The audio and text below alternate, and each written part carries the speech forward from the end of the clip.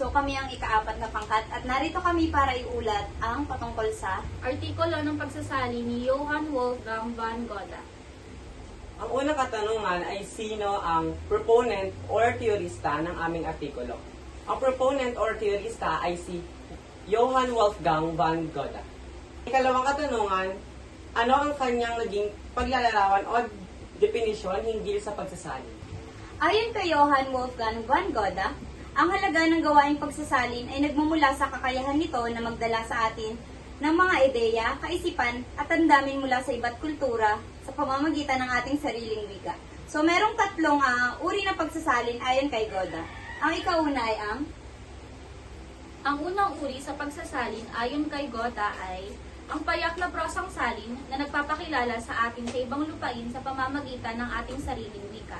Ito ay nagbibigay ng diwa at kahulugan ng orihinal na teksto sa isang paraan na nauunawaan ng mga mambabasa, nagpapahalaga sa pang-araw-araw na pamumuhay, at nagbibigay ng higit na dakilang asta sa ating buhay.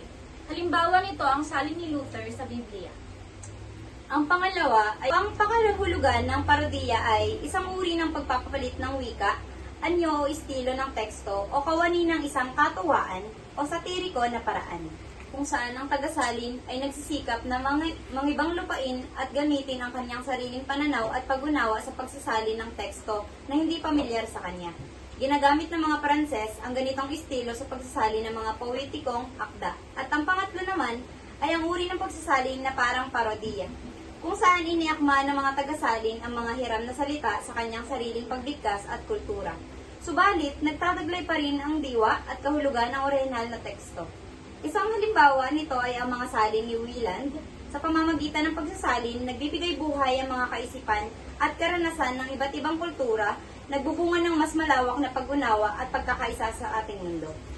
Ang ikatlong katanungan, paano niya tinalakay ang gawaing pagsasalin o ano ang halaga ng gawaing pagsasalin?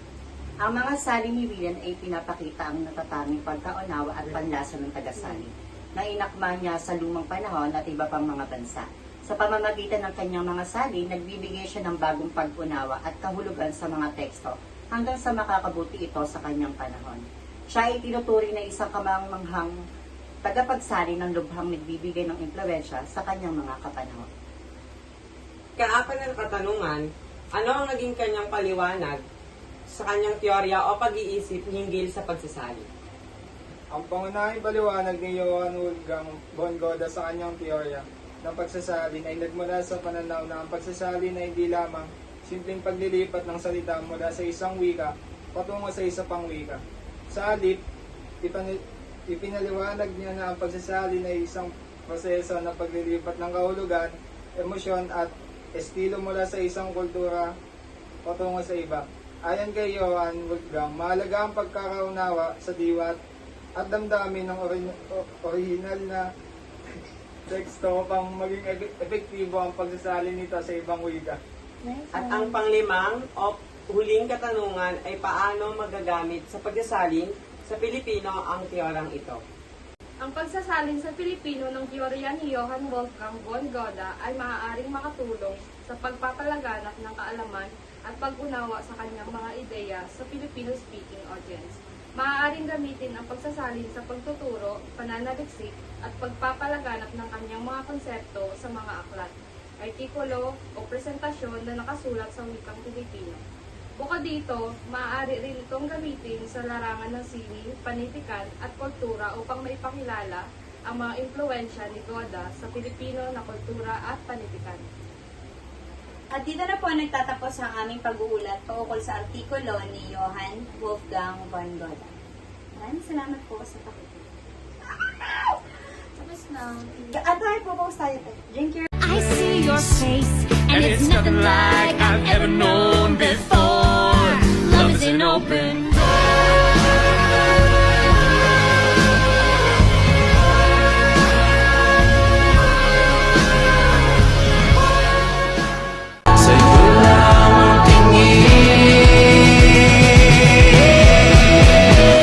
pinapansin, ingay sa tabi, magulong ang haligiran, siyo lang ang tingin. Dalawa. Uy, makasabay kayong dalawa. Uy, mga asim, dalawa nga eh. Oh, balik si Chichi, oh. Ano yan? Mukha niya ganun. Straight. Straight nyo nga. Straight, ano ba? Ayos mo kate. Itatamil ko talaga yan. Kami yang Isa pa, uy! Yan ang mga cute pa yan. Ate, ulit. Kailangan ba? Oo, sasama sa dito.